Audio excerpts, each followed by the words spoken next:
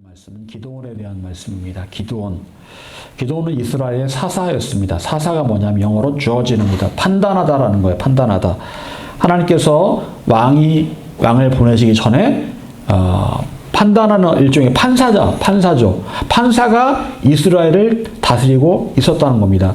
이 사사는요, 세습되지 않습니다. 그러니까 아버지가 사사라고 아들이 사사가 되는 게 아니에요. 하나님께서 딱 택하시면 그 사람이 사사가 되는 겁니다. 기드온은 하나님께서 택하신 사사였습니다. 기드온이 사사로 있을 때 이스라엘은 미디안과 전쟁 가운데 있었습니다. 그래서 하나님께서 이 미디안으로부터 이스라엘을 구원하기 위해서 기드온을 보내신 겁니다. 자, 전쟁을 치르려면 군사가 있어야 되겠죠. 기드온이 미디안과 전쟁을 치른다고 말을 하자 32,000명의 사람들이 오게 됩니다. 32,000명. 크면 크고 작다면 작다고 말할 수 있는데 가능하면 많은 군사가 있으면 좋겠죠. 그런데 하나님께서 32,000명의 사람들이 오자 기드온에게 말씀하십니다. 오늘 본문 2절에 보니까 너를 따르는 백성이 너무 많다. 32,000명 너무 많다라고 말씀하십니다. 우리가 생각할 때는 사람이 많으면 많을수록 좋잖아요. 전쟁을 치르려면. 경력이니까 좋잖아요. 그런데 하나님의 생각은 우리와 달랐습니다. 너무 많다라고 말씀하십니다. 여러분, 우리나라가 줄어가는 인구 때문에 고민을 많이 합니다. 인구가 줄면 생산 인구가 줄고 그리고 내수 경기가 침체가 될 거다라고 말을 합니다. 물론 맞는 말입니다. 하지만 옛날에는요, 우리나라 인구가 훨씬 적었습니다. 훨씬 적었어요. 옛날에는 훨씬 적었는데 이제 인구가 늘다 보니까 이제 5천만 명이 넘게 된 거예요. 자꾸 우리나라가 5천만 명에 이 집착을 하는데 5천만 명을 넘어서야 뭐 프랑스, 뭐 영국 이 정도 이제 그 정도 급으로 간다고 생각하는 것 같은데 사실은 그 나라들은 우리나라보다 이 면적이 나라가 크거든요. 이 국토가 큽니다. 우리나라는 작은 나라에 사실은 5천만 명이면 굉장히 많은 거예요. 그러니까 아파트가 우리나라에 많을 수밖에 없는 거죠. 인구는 많은데 땅이 좁으니까 그렇게 되는 거죠. 물론 우리나라는 자원이 없습니다. 그러니까 인구가 꼭 사람이 자원인 그런 나라긴 합니다. 하지만 호주는요, 우리나라보다 땅덩이가 훨씬 큰데 우리나라 인구의 반밖에 안 돼요.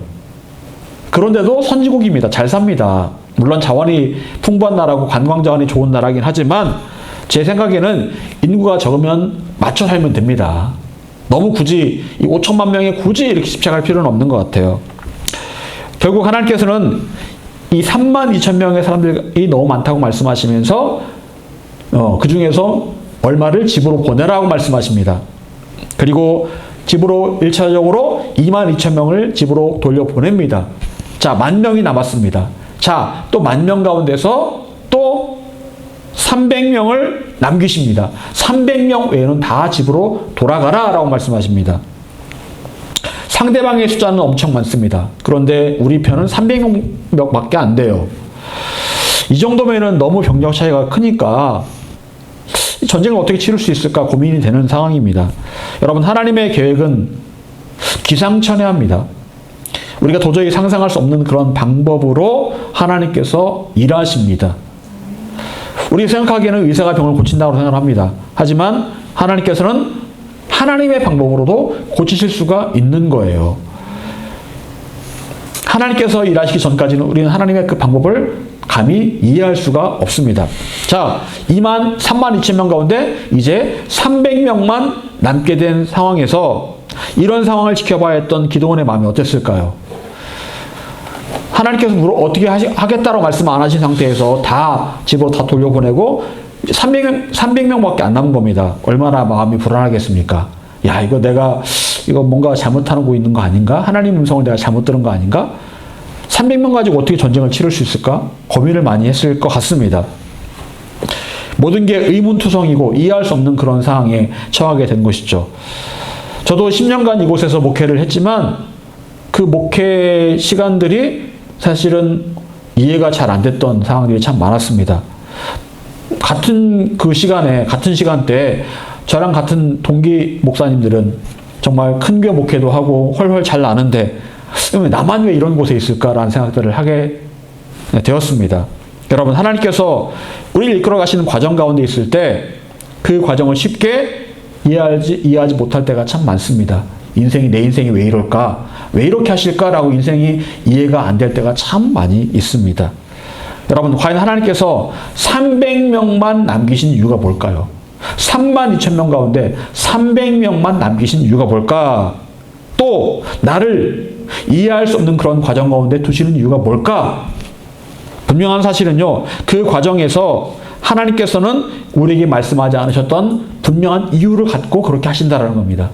이유가 있기 때문에 300명만 남기셨고, 이유가 있기 때문에 나를 때로 어려움 가운데 두실 수 있다는 거예요.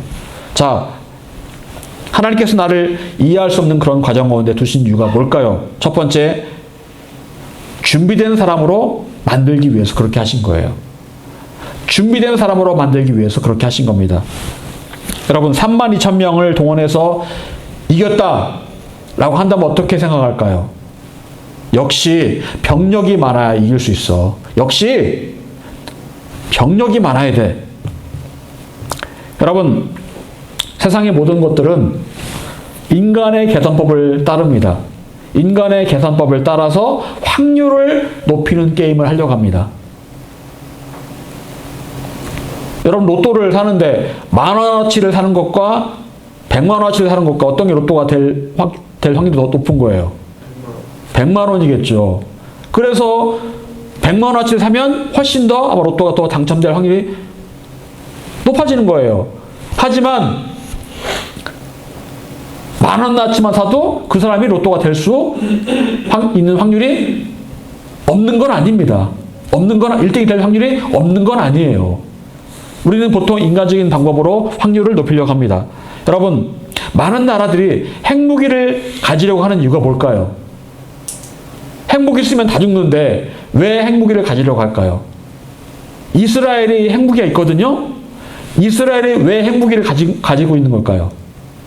중동의 다른 나라들이 이스라엘을 못 잡아먹어 안달이거든요.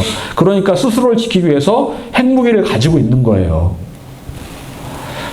자기 나라의 생존력을 높이기 위해서 핵무기를 가지고 있는 겁니다. 여러분, 학생들이 좋은 대학에 들어가려는 이유가 뭘까요? 좋은 대학에 들어가야 취직을 잘해요. 좋은 직장에 들어갑니다. 좋은 직장에 들어가야 결혼을 잘합니다. 그래야 성공할 확률이 높기 때문에 그런 거예요. 여러분, 이런 모든 생각들은 우리 인간의 머리에서 나온 생각들입니다. 인간의 머리는 확률을 높이는 게임을 하려고 합니다. 그래서 32,000명 가운데 누구도 집에 돌려보내면 안 되는 거예요. 다 남겨놔야 됩니다. 하지만 하나님께서는 그런 인간의 생각을 깨기 원하셨습니다. 하나님의 관점에서 300명의 사람들은 어떤 사람들일까요? 준비된 사람들이에요. 세상적으로 볼 때는 부족합니다. 부족한 숫자예요. 하지만 하나님께서 보실 때는 준비된 사람들이었다는 거예요. 소위 말해 정의 요원이었다는 겁니다. 여러분, 하나님께서 필요로 하시는 사람들은 어떤 사람들입니까? 준비된 사람들이에요. 준비되지 않은 32,000명 필요 없습니다. 아무리 숫자가 많은들 준비되지 않은 32,000명은 그냥 허수아비일 뿐이에요. 하나님께 필요한 사람들은 오직 준비된 300명이었다라는 겁니다. 저는 저게 10년의 과정이 하나님께 저를 준비하시는 과정이었다고 생각을 합니다. 저를 만드시고 저를 준비하시는 과정, 또한 우리 교회를 준비하시는 과정이었다고 생각을 합니다. 앞으로 하나님께서 어떻게 인도하실지는 모르겠지만 그 10년의 준비 과정이 결코 헛된 시간은 아니었을 것이라고 저는 생각을 합니다. 여러분, 이스라엘의 사울왕은 블레셋과 싸우기 위해서 군사들을 모집을 합니다. 그래서 군사들이 왔는데 사실 군사도 아니죠. 농사 짓는 사람들, 목동들이거든요. 사람들이 많이 왔습니다. 근데 그때 저 상대편에서 블레셋, 지금의 이제 가자지구랑 이스라엘과 가자지구에 하마스가 싸우잖아요. 가자지구에 있는 사람들이 바로 블레셋 사람들이에요. 예. 그 사람들과 싸우는데 거기에 엄청나게 큰 골리앗이라는 사람이 나옵니다. 골리앗이 나와서 막 하나님의 군대를 모욕하고 하나님을 막 모욕합니다. 사람들이 보니까 골리앗이 너무 크단 말이에요. 그러니까 아무도 그 많은 사람 가운데 아무도 골리앗 앞에 나가서 싸울 사람이 없는 거예요. 그때 누가 나갑니까? 다윗이 앞으로 나아갑니다. 아주 작은 10대의 소년이었던 다윗이 골리앗 앞으로 나아갑니다. 그리고 이 다윗이 골리앗과 싸워서 골리앗을 이겨서 골리앗의 머리를 베버립니다. 여러분, 아무리 사람이 많으면 뭐 하겠습니까? 준비된 단 한 사람을 통해서 골리앗이 쓰러진 거예요. 여러분, 그렇습니다. 한 사람이 그래서 중요합니다. 준비된 한 사람이 중요하다는 거예요. 군중이 많은 게 중요한 게 아니에요. 누가 하나님께 준비되었느냐? 이게 중요하다는 거예요. 여러분이 준비되어 있다면 하나님께서 여러분 한 사람을 통해서 놀라운 역사를 이루어 가실 것입니다. 여러분 한 사람의 기도를 통해서 하나님의 일들을 이루어 가실 거예요. 하지만 준비되어 있지 못하다면 100명, 1000명, 10,000명이 있는들 아무 소용이 없다라는 거예요. 여러분, 그렇다면 준비된 사람은 어떤 사람일까요? 어떤 사람이 준비된 사람일까요? 하나님께서 32,000명 가운데 먼저 22,000명을 집으로 돌려보내시는데 어떤 사람들을 돌려보내십니까? 오늘 말씀해 보게 되면 두려워하는 사람을 집으로 돌려보냈다. 32,000명 가운데 22,000명이 두려워하고 있었다는 겁니다. 자, 전쟁 나가는 거 두려워하는 사람 손 들어보세요. 했더니 22,000명이 손을 든 거예요. 자, 당신들은 이제 고향 앞으로 돌아갑니다. 여러분, 왜 사람들이 두려워하고 불안해하고 염려할까요? 확신이 없기 때문에 그래요. 믿음이 없기 때문에 그렇습니다.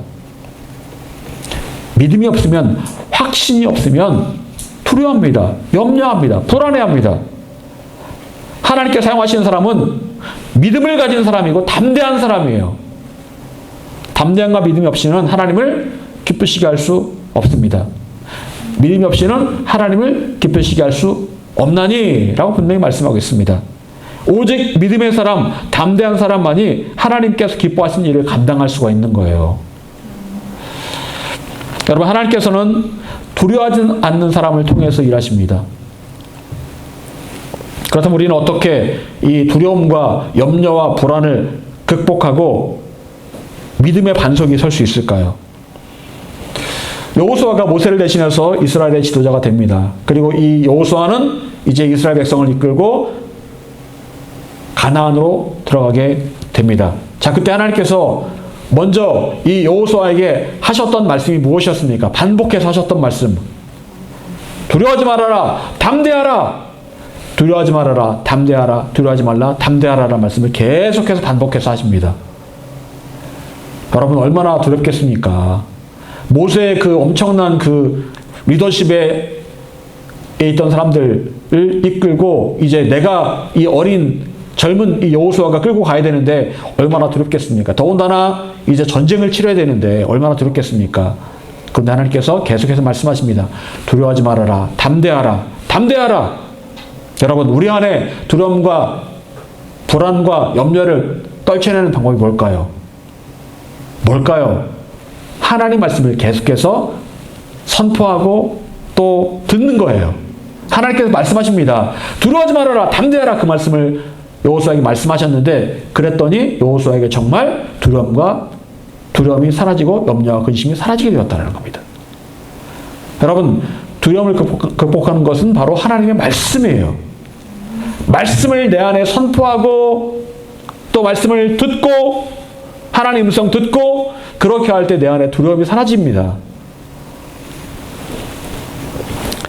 단지 하나님 말씀은요, 단지 나에게 어떤 위로와 어떤 마음의 어떤 그런 평안을 주는 것만을 그런 역할을 하는 것만이 아닙니다.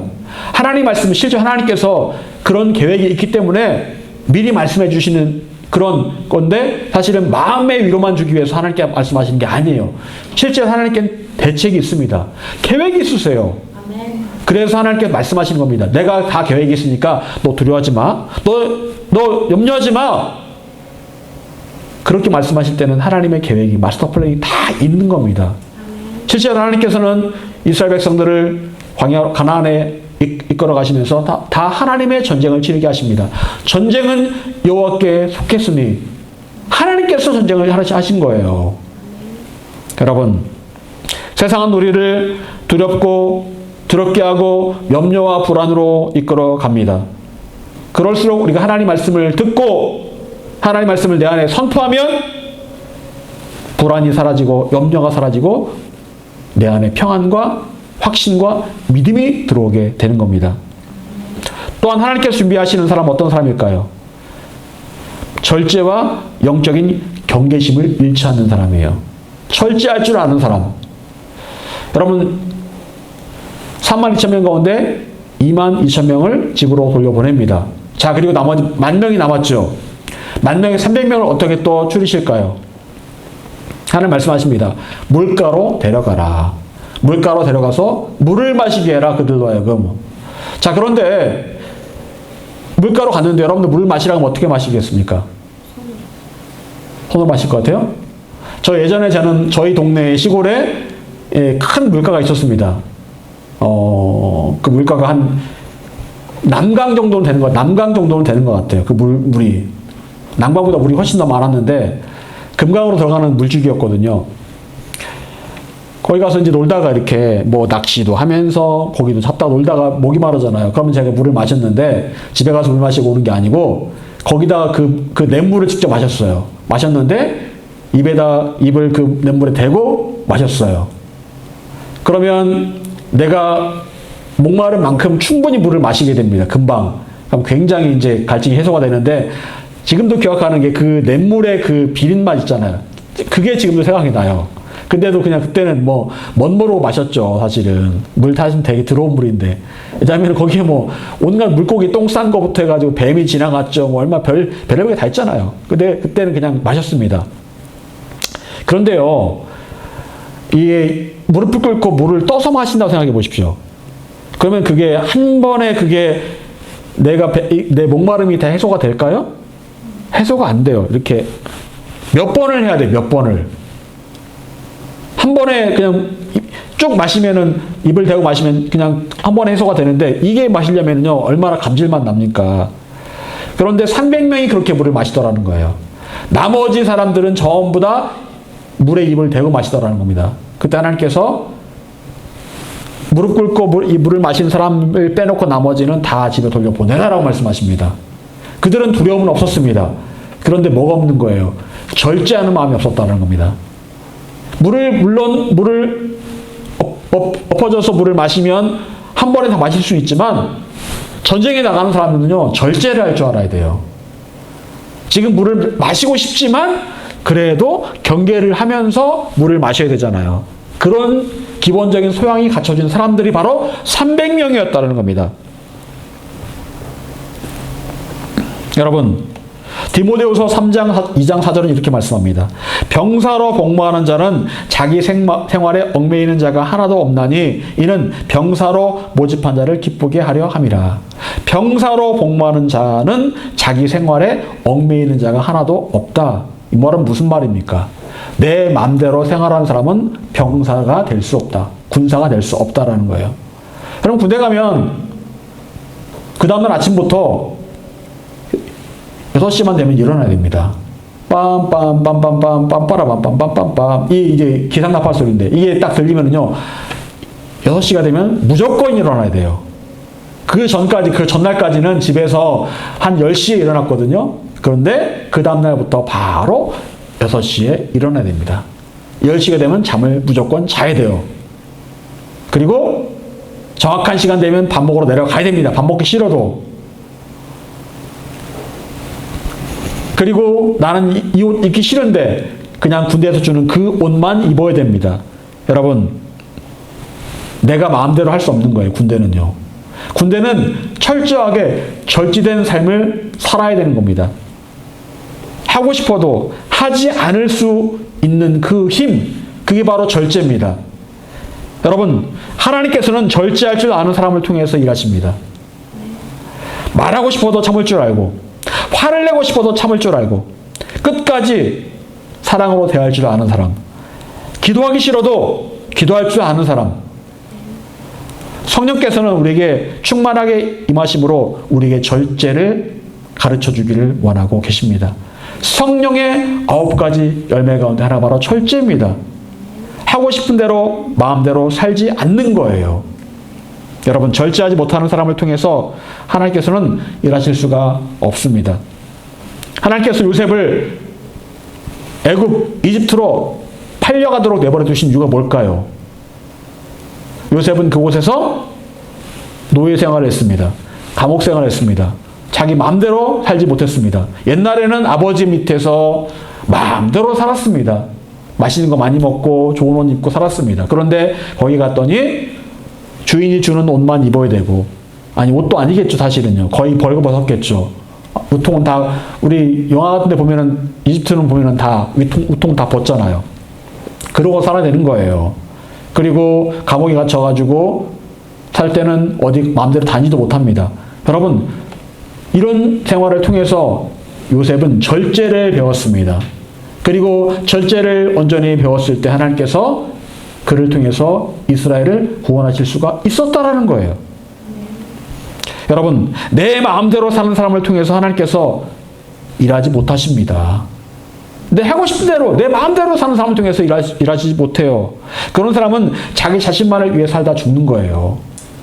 만약 하나님께서 절제하지 못하는 사람을 사용하시기 원하신다면 그 사람을 훈련소에 보내셔서 절제하는 사람으로 그렇게 만들어 가실 겁니다. 여러분, 그 과정은 어떤 과정입니까?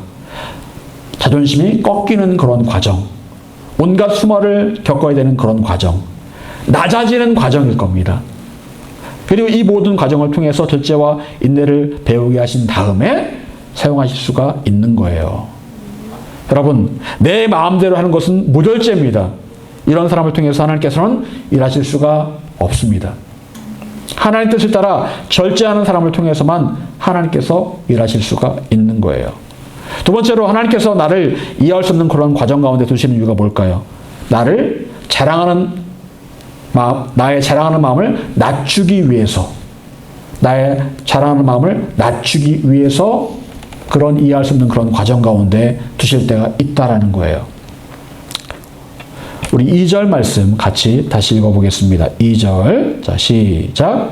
여호와께서 기드온에게 이르시되 너를 따르는 백성이 너무 많은즉 내가 그들의 손에 미디안 사람을 넘겨주지 아니하리니 이는 이스라엘이 나를 거슬러 스스로 자랑하기를 내 손이 나를 구원하였다 할 뿐임이니라. 아멘. 여러분, 32,000명이 나가서 전쟁을 싸워서 이겼습니다. 그러면 이 사람들이 뭐라고 말할까요? 역시 우리가 32,000명이나 되니까 저들과 싸워서 이긴 거야. 역시 우리가 능력이 있어 라고 말할 겁니다. 하나님께서 보시니까 꼴 보기 싫은 거예요. 니들 32,000명 데리고 나가서 이기면 니들이 이겼다고 말하려고 그러지? 나 니들 자랑하는 꼴 보기 싫어. 이렇게 생각하시는 거예요. 여러분, 하나님께서 가장 싫어하시는 죄 가운데 하나가 바로 교만입니다. 교만은 패망의 지름길이라고 했어요. 교만한 사람은 아주 곧장 패망으로 간다라는 거예요. 그런데 교만이 드러나는 모습 가운데 하나가 바로 자랑입니다. 자기 자랑. 자기 능력, 자기 가진 것들을 자랑하는 것이 바로 교만의 모습 가운데 하나라는 거예요. 여러분, 세상에서 나를 자랑하는 것은 흠이 되지 않습니다. 나를 자랑하고 나를 홍보하는 것 흠이 되지 않아요. 그래서 사람들은 이력서에 자기 스펙을 잔뜩 집어넣으려고 합니다. 뭐 무슨 자격증, 어느 대학 나왔고, 뭐 했고, 어디에서 이런 걸 적어놓으려고 합니다. 하지만 하나님께서는 이렇게 스스로를 자랑하고 드러내는 것을 교만으로 보십니다. 예수님께서는 자기 자신을 낮추는 사람이 되라고 말씀하세요. 너 자신을 낮춰라. 그리고 자신을 낮추는 사람을 하나님께서 높이신다라고 말씀하세요. 하나님께서는 낮추는 사람을 높이십니다. 여러분, 그런데 우리 가운데 얼마나 은근히 자기를 높이는 사람이 많습니까? 은근히 많아요. 은근히. 나 이런 사람이다 라고 누군가 알아주기를 원하는 사람들이 굉장히 많이 있다는 겁니다. 그래서 경력과 이력란에 온갖 걸 다 집어넣습니다. 내가 쓴 감투를 다 집어넣어요. 어디에서 무슨 공부를 했고 무슨 박사를 땄고 무슨 책을 썼고 목사님들 그런 분들 되게 많죠. 여러분 하나님께서 알아주시면 그만입니다. 누가 알아주고 세상에서 인정받는 게 중요한 게 아닙니다. 어렵죠, 사실은요. 왜 나를 자꾸 드러내고 싶잖아. 나 이런 사람이다라고 말하고 싶잖아요. 그런데 속담에 그런 속담이 있습니다. 벼는 익을수록 고개를 숙인다라고 했습니다. 그런데 쭉정이는 안에 아무것도 안 드는 쭉정이는 고개를 반짝 듭니다. 벼는 익을수록 고개를 숙여요. 진짜 겸손한 사람은요, 자기 자신을 홍보하지 않습니다. 제가 저번에 말씀드린 그런 한 분이 있잖아요. 대구 인터블고라는 그런 호텔의 사장님, 회장님이 인터블고 호텔도 있죠? 그리고 골프장도 합니다. 근데 그분이 그 호텔에 내려갔는데 그 뷔페에서 직원이 부족한 거예요. 막 일할 사람이. 그러니까 그분이 앞치마를 두르고 막 이렇게 서빙을 하는 겁니다.